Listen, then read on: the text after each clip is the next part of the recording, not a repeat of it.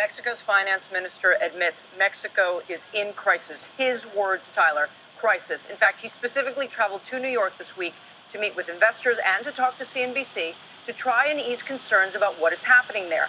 To bring you up to date, Mexico has been rocked by protests, often violent, for the last several months over the disappearance of 43 students allegedly at the hands of drug gangs working in collusion with the mayor of a small southern town.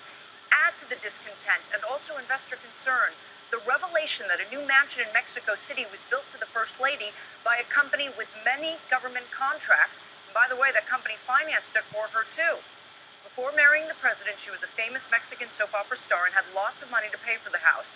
But the situation certainly raised questions about conflict of interest. I started by asking Mexico's finance minister, Dr. Luis Videgaray, this question, putting him on the spot on this very big issue. The president was here at the UN meetings, was with President Obama talking about greater transparency, less corruption. And then the discovery that the First Lady has a house that was built by a contractor that also has federal contracts that actually financed the deal as well. To U.S. investors, that looked like a terrible conflict of interest.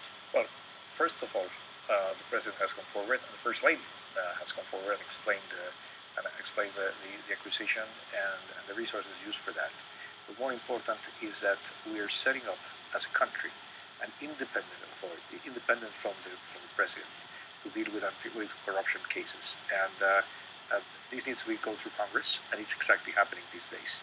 And I'm sure that when we have an independent anti-corruption authority, this will be one of the cases that will be addressed immediately. It has to be. If Barbara Bush had had a house built by Halliburton, George W. Bush would have been impeached, right? I mean, that's the American context we bring to this situation.